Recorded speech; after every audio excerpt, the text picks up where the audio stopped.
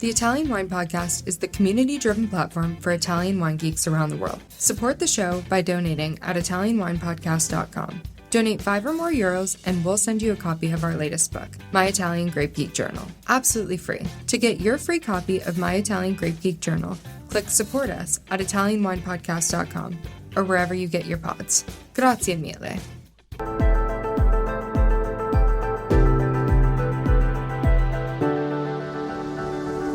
Welcome to the Italian Wine Podcast. I'm Cynthia Chaplin, and this is Voices. Every Wednesday, I will be sharing conversations with international wine industry professionals, discussing issues in diversity, equity, and inclusion through their personal experiences working in the field of wine. If you enjoy the show, please subscribe and rate our show wherever you get your pods. Hello and welcome to Voices. This is Cynthia Chaplin, and today I am very happy to have Wanda Mann as a guest on the show. Wanda is in the East Coast. She's the editor of the SOMM journal in the USA and the founder of the very popular Wine with Wanda. So thank you so much for giving me your time today, Wanda. It's one of those points in the year where we're all so busy, and I really appreciate you coming on. Thank you. I always have time for Italy and Italian wine, so this is a pleasure. Well, it's perfect. It's perfect. I feel like I cross a lot of bridges. I obviously live in Italy. I've lived in Italy for a long time and chose to focus my career here, but I am American. So I love talking to my American colleagues and finding out what's going on. Plus, you guys are so much ahead of us in terms of DEI. I am just in awe. So it's always nice to hear what's going on there. So before we get into a deeper discussion, let's talk about how you got into wine. I know you've got a BA in cultural anthropology from Pomona College in California. And, well, I'm guessing you weren't really thinking about going into the wine business when you graduated. So what got you interested in wine? And when did you decide this was the right career path for you? Sure. It's definitely one of those things when I look back, I see things in my life that were kind of leading up to it, but I didn't really put it together. And you're correct in saying in college, fine wine was the furthest thing from my mind and my friends' minds. It was. I don't know about you, but I had no money in college. So. Exactly. But when I returned to New York, I started working professionally as an events planner. And one of my jobs was the in-house events director at the Princeton Club in Midtown. So I was responsible for about 12 events per month for members, and I quickly discovered that the best way to fill seats, keep members smiling, get them in the clubhouse, keep my boss happy, was to have wine and spirits tastings. And so I started meeting people in the industry. And at that point, I have to say, I knew there was white wine, red wine, and wine with bubbles. I did not know much about wine at all. And I made a contact that one day said, you know what, you were so great to work with here at the club. On your day off, come to one of our events. And that was maybe 2000 and something. I don't remember the exact year, but it was my first time sitting across the table from a winemaker. And I was just mesmerized by his passion, this whole language that I didn't know, the way he spoke about these grapes and these vineyards like they were family members. And it was the catalyst. I started going to tastings on my own, buying books, meeting people. I was already blogging at that point, but it was more of a lifestyle blog and newsletter. And I started incorporating wine coverage, and I found that people responded. And soon it was all wine all the time, and I haven't really looked back. It's more fun than writing about little black dresses and mascara. It's a lot more interesting stories in wine, for me anyway. Oh my God, that is so true.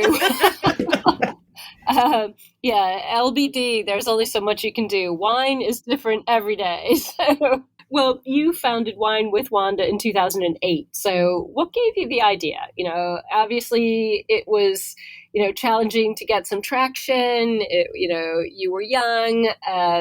What was going on with you? Young woman of color, you said you didn't really know all that much about wine. What's your mission with Wine with Wanda? How has your audience grown? What's it been like, this little voyage of Wine with Wanda? Because it's hugely popular now. So I want to hear the backstory. And I will say it's had a few name changes. So my audience, I'm kind of like a pop star that kept changing their name, when Prince went from Prince to the artist formerly known as Prince. So not that I'm in that league. So I started off, I was Man About Town, MANN About Town. and I was really focused on New York events and culture. So I built that audience. And then the audience stayed with me when I became the Black dress traveler, taking my little Black dress around the world and talking about food, wine, and culture. And then they stayed with me when I became Wine with Wanda, because I really wanted to get down to the essence of what it was. It's like, I'm Wanda and I talk about wine. And for the first time in my life, it's like, wow, I really like my name. I never liked my name growing up, but Wine with Wanda seemed to roll off the tongue. So really my mission was, when I started writing about wine, there were a lot of young women like me. At that time, I was in my 30s, early 30s.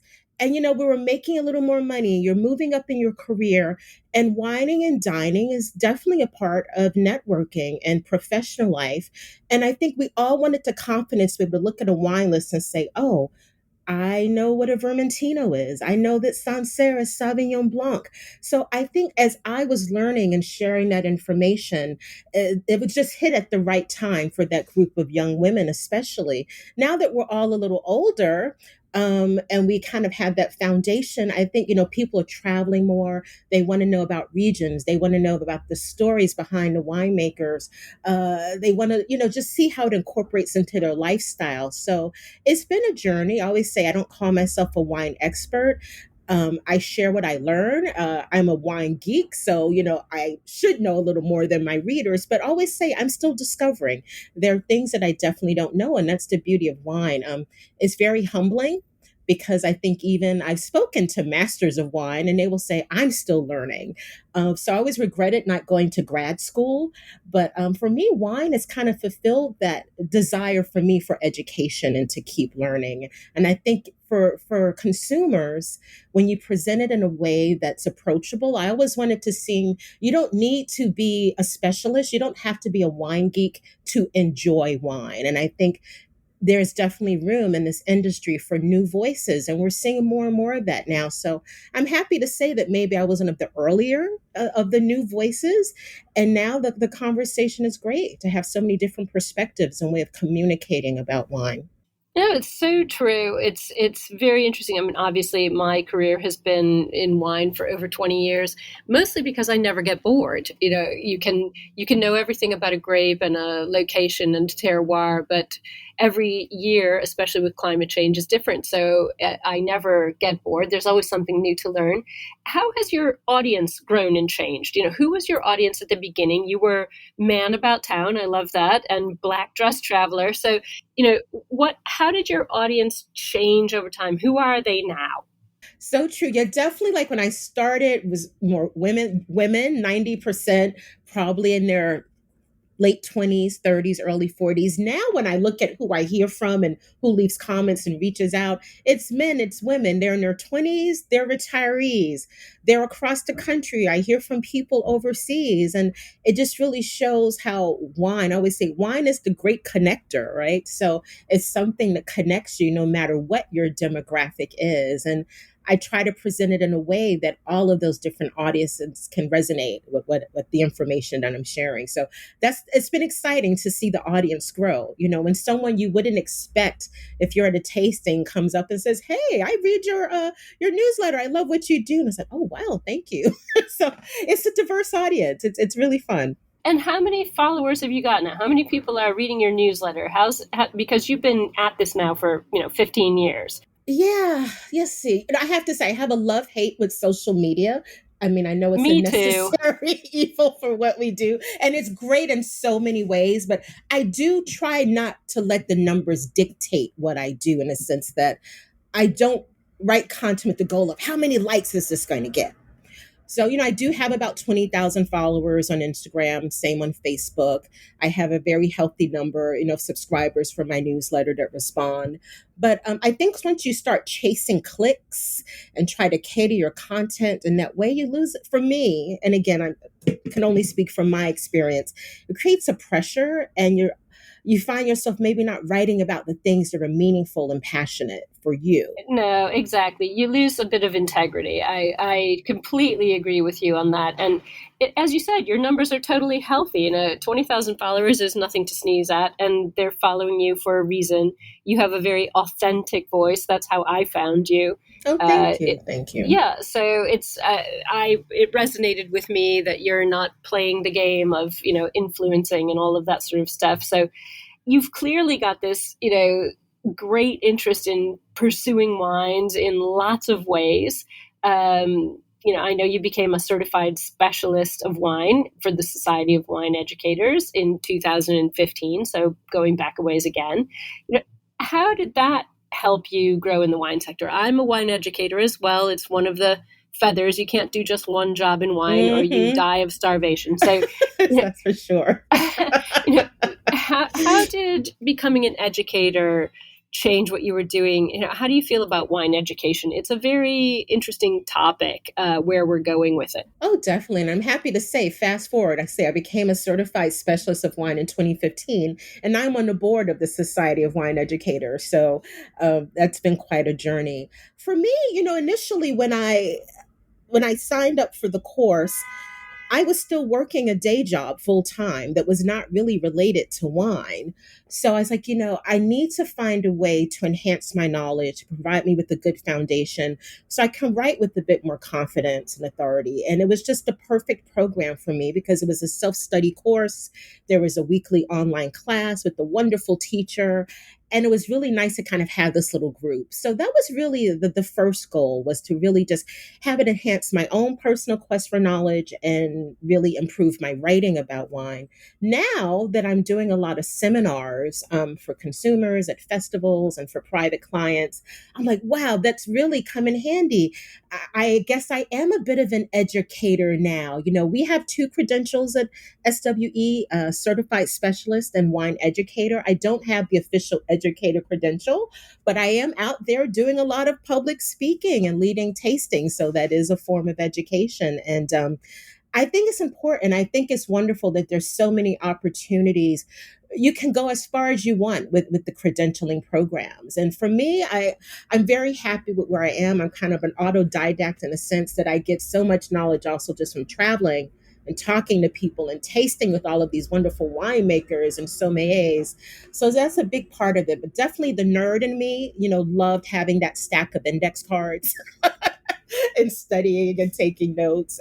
I hear you. Yes, I'm a 3-ring binder. Yes, no card girl. Yes, absolutely. So absolutely. I love that. Well, and I like that framework, and I like being able to pass on, as you say, having a voice of authority to a certain extent where you can pass on information and people understand that you are speaking from a place of knowledge. And I think that's very important, especially as we were saying, neither of us are huge fans of social media, although we both realize how important it is.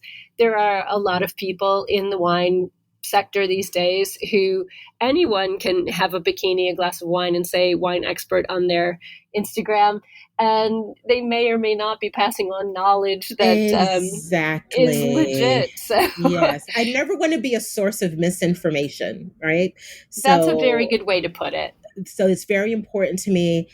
And I'll tell people sometimes I may be a little slower, I'll be at a press event. It might take me a few weeks longer to write that article or to, put that post out. But I triple fact check myself, and again, we all make mistakes, but I think if you come from the place where, wow, I really did the work, there's just a sense of relief, especially because social media travels so fast. And we've all seen it, when someone very enthusiastically says something wrong, and it's clearly they just could have Googled it and had the correct information in a minute. So leading with other things, yes, it's great to be entertaining and fun. And, there's definitely the glamour aspect to wine. But at the end of the day, you have to have your facts right.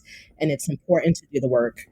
And it's a craft. This is a craft. This is something that people are making, that people ingest into their bodies. So, the glamour and all of that, we have to pare it back to, at some point or other, people are going to drink what you make, and you need to be we need to, as professionals, talk about these products in a way that's really respectful of both our consumers and our producers. So I am completely on board with you on that one. One of the reasons I wanted to talk to you today is because you've got a great interest in Italian wines, which I makes me do. super happy. I live in Valpolicella, so you've judged in Italy a few times in Naples and at our very own 5-star wines and Wine Without Walls, which I've judged as well. And you became a Cavaliere of the Sovrano di Nobilissimo Ordine di Amarone and Ricciotto. This is my backyard, Amarone and Ricciotto. So, in other words, the sovereign and noble order of Amarone and Ricciotto. These are lovely wines from right here. So what drew you into the Italian wine world? You went to college in California, you live in New York. How in the world did you get interested in Amarone and Ricciotto? Ricciotto is a niche thing. This is a sweet wine. So how did you get hooked on those two? Are you enjoying this podcast? Don't forget to visit our YouTube channel, Mama Jumbo Shrimp, for fascinating videos covering Stevie Kim and her travels across Italy and beyond, meeting winemakers, eating local foods, and taking in the scenery. Now, back to the show. Well, I guess starting from the big picture with just Italian wines in general, I think part of that is just growing up in New York City, where Italian American culture is just so ingrained in our everyday lives. So I think for many of us, the first red wine that we taste is probably a Chianti or Chianti Classico. Now, we didn't know what it was, and it was often in that little, fiasco on the table with that a red sauce restaurant, as we call it. But so I think there was just a comfort level and familiarity. And the other thing is, we're very blessed in New York that the Italian producers love to visit us so often. So as I was starting to venture out to trade tastings and sit down events, I found that 8 out of 10 times the invitations were to Italian tastings. And again, I came in at one point, I was like, oh, I didn't know. Oh, Barolo and Brunello, those are different. These are all things I learned just going to tasting. So I always say that Italy has been such an important foundation in how I approach wine, learned about wine, learned to talk about wine, engaging with producers. And so again, you're becoming, part of the, I call it the Amarone secret society. Just came really through those connections, visiting the region. And it's such a fascinating wine, because most consumers don't know how it's made, right? They know Amarone, they know it's a big red. So when you start studying and learn about a passamento and this whole process. So again, it's something that's kind of came into my life organically. I didn't seek that out specifically, but I'm very honored to be a part of that. And did you come to Italy to do that course? Well, it wasn't really a course per se. It was honestly, it was thanks to my friends at Bertani. Marvelous. Marvelous. Yes. And there were a group of us that were visiting for the Bertani Amarone Academy. And at the end of our classroom sessions with Andrea Lonardi, and we did some work in the vineyards, they surprised us with this beautiful ceremony where we all became knighted, so to speak. So yes, it's a nice, fun thing to share. It is. And of course, Andrea Lonardi just became the second Italian master of wine. So very, very big news with him. So that was nice of you to throw that in there. That was not in my questions, but very true, very true. So let me just ask you, what differences do you see between the wine world in Europe and the wine world in the USA? You've clearly gone back and forth many times over the past 15 years. How do you see those differences shaping up? Ooh, that's a tough question. I always feel like, especially living in New York, living in Manhattan, I definitely feel that I'm in a wine bubble, so to speak. And sometimes I have to remind myself that there are other things that happen in this city as well. Not everything is all wine all the time. I live in Verona. Believe me, I understand. Yeah, so you get it. But I think the difference is just the fact that it's a multi-generational affair. It's going back centuries in Europe. And, we're still, relatively new in some ways to the game. And then we had that horrible thing called prohibition that set our country back quite a bit. So I think there's why there's so much excitement for us when we go to Italy and the other European nations that make wine, is because it's so entrenched and just so natural. It doesn't feel like work, in the sense that it's just part of the life. It's part of the food, it's part of the culture, it's part of spending time with your colleagues and your family. So for me, it's more a vibe more than a specific thing that I can point to. New York, I'll spend a day. Sometimes I have 3 or 4 tasting events in a day, and it's okay, I'm going to Uber to this one and catch the train to that one, and you're in and you're out, and you're dealing with the traffic and this and when I'm there in Europe, I'm just 100% focused on wines. So all of those other barriers kind of disappear. So I can really just kind of relax into the experience a little more. That's so interesting.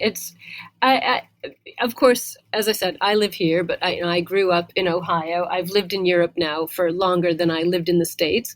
But it's interesting to hear how that the ancientness and the tradition of wine in Europe is so different from the US. California wine industry, New York wine industry is still quite young. Mm-hmm. It's fun to hear how that feels different to you.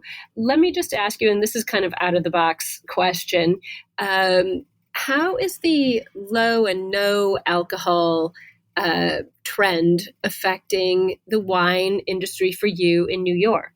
Because we don't really have that happening in Italy. We know it's out there, we talk about it, but it's not happening here. So I'd love to hear what you have to say about that. Yes, it is definitely a big conversation.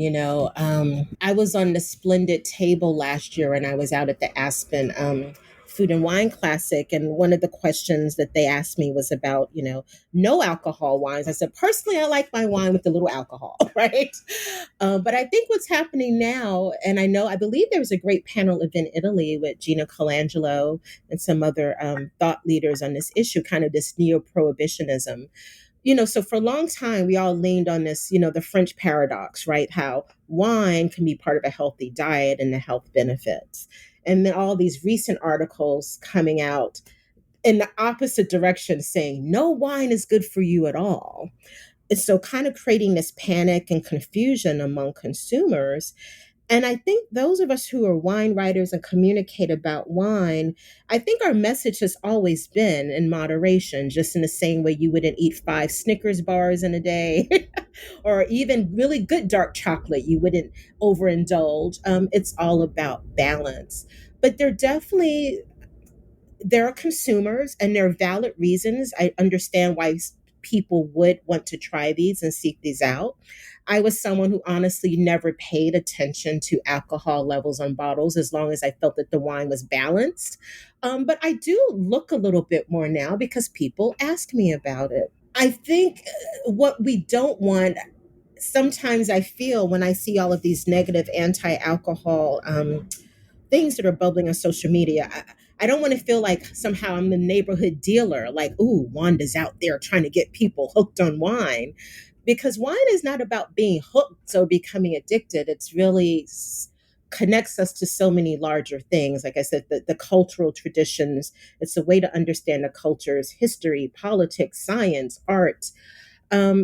So again, there are definitely times when the conversation, and I don't think the industry has really quite found a way to respond. I think we're starting to. So low alcohol wines, definitely a time and a place for them. No alcohol, I think it allows maybe those in our life who aren't drinkers, to participate in this ritual, so that while everyone else is having a glass of wine, they're not just drinking, sparkling apple cider that they. So I know this is a very convoluted response, but I guess I'm still trying to grapple with it because it is a big conversation every day. I actually just received an assignment I'm working on a list of low ABV wines for the summer. And they specifically asked me to highlight wines that are 12% and under. So when I sent out my queries to all of my wine folks, I was amazed at how there's a lot out there. And I didn't realize there's certain brands you hear about more, but there were a lot that were intentionally like, oh, we're under, we're 10%, we're 9%. People worrying about the calories in wine. So it's definitely a lot of the conversation here. And I call it part of maybe the Lululemon culture. Wellness here, I think, is a different idea than wellness in other places of the world. It's very much a commodity and trendy. So we'll see. I'm curious to see where it goes. Yeah. I love this answer. I think that's one of the most honest answers I've had from anybody who's living in the States. And you're confronting this far more than we are in Europe, particularly in Italy, where everyone just turns up their nose and says, absolutely not. We, in fact, tasted in our office today a 0 alcohol French sparkling wine, which we all pronounced tasted like prune juice and medicine, and we didn't like it. But it is just not a thing here at the moment.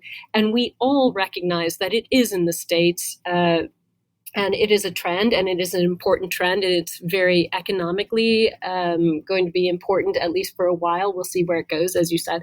But I think your answer, and I love the Lululemon culture and wellness as a commodity, is indicative of the Americanness of this at the moment, and it will be interesting to see if it spreads to Europe. The World Health Organization is threatening us with, sort of cigarette-ish labels, wine kills on labels, which I can't imagine ever happening. But it's a very interesting conversation to have, and I love your perspective because we are not.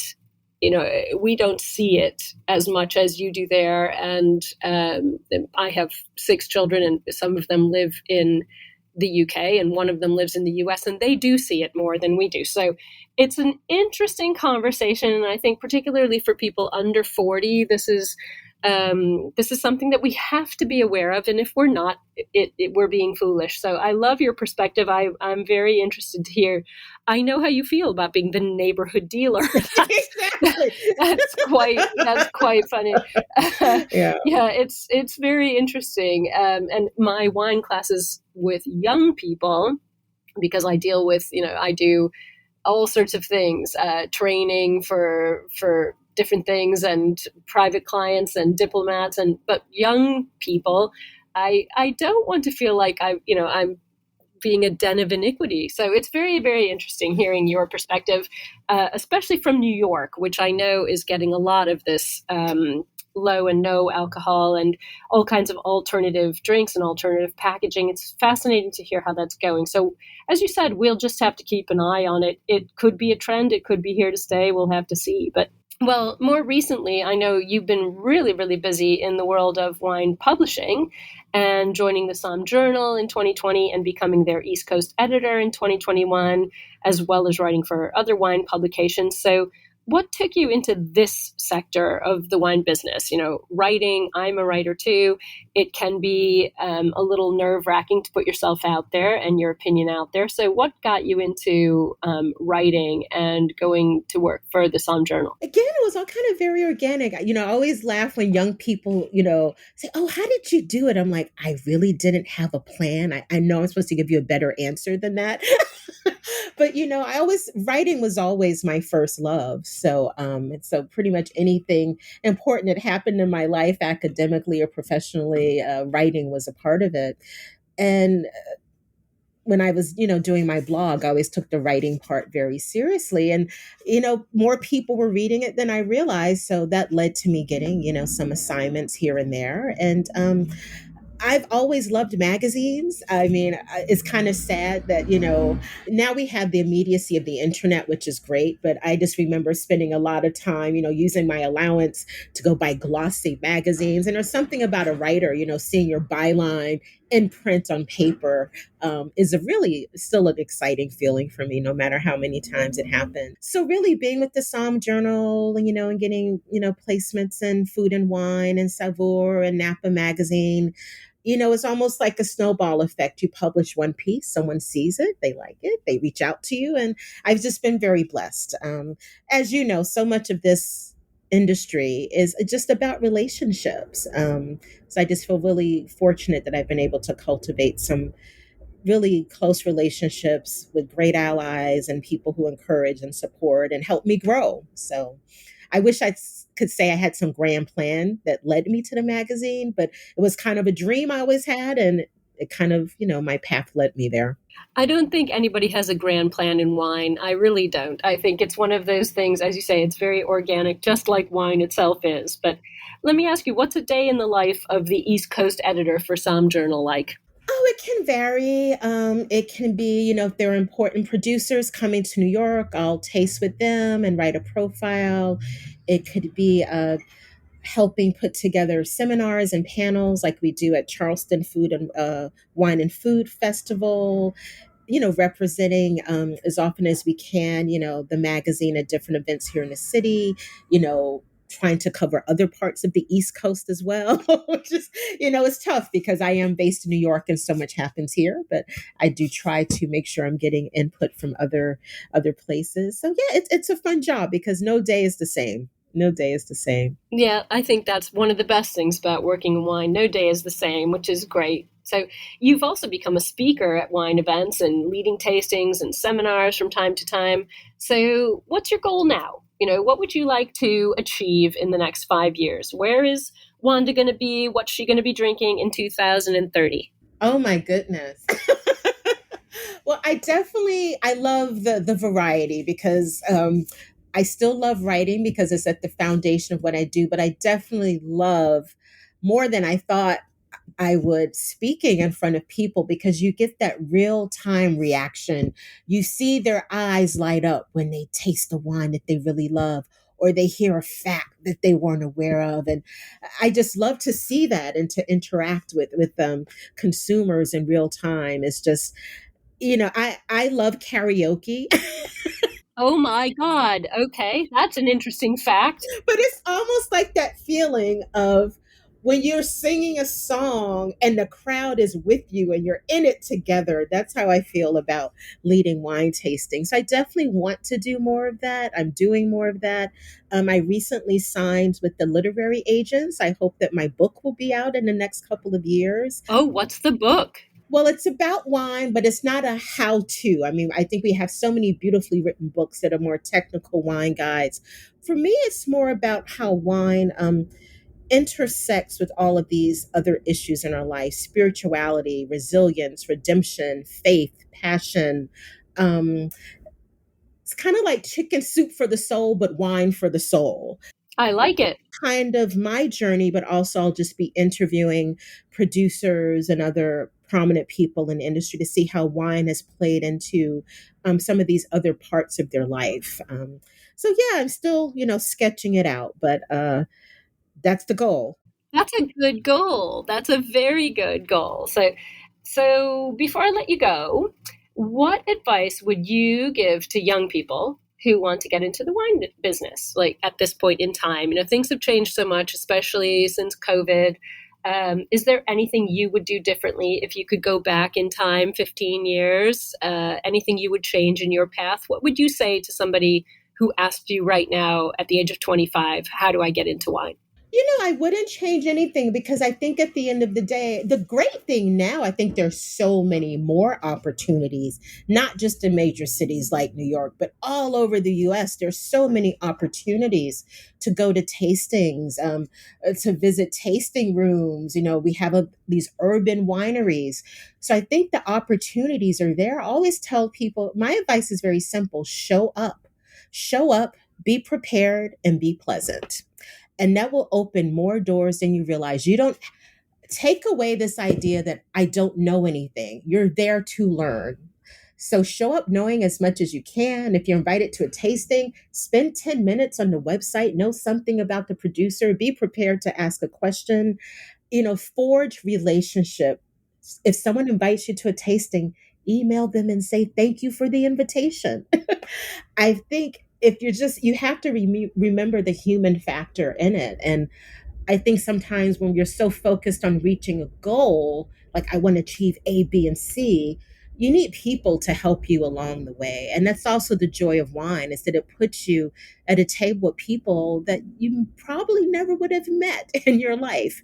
Wine really brings interesting people together. So I always just say, don't be discouraged by what you think you don't know. You're there to learn. Keep showing up.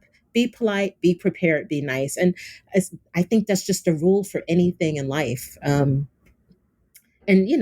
try new things, try new things. You have to step out of your comfort zone if you want to move forward. Absolutely. I really agree. I think that's beautiful advice. It's kind of that kindergarten advice. Be polite, be nice, share, try new things, and forge relationships. I think wine is all about that and has been for thousands of years. Wine was meant to be shared, and I think that's a wonderful way to end our interview. I can't thank you enough for coming on. It was so much fun to talk to you and hear what's happening in New York and hear what's happening with Wine with Wanda. So thank you very much for your time. And I know everyone who listens in is going to love this interview. Except for the Lululemon people. Oh, come on. They'll love it too. Definitely. Well, thank you so much, Cynthia. This was a joy. I appreciate it. Thank you for listening, and remember to tune in next Wednesday when I'll be chatting with another fascinating guest. Italian Wine Podcast is among the leading wine podcasts in the world and the only one with a daily show. Tune in every day and discover all our different shows. You can find us at ItalianWinePodcast.com, SoundCloud, Spotify, Himalaya, or wherever you get your pods.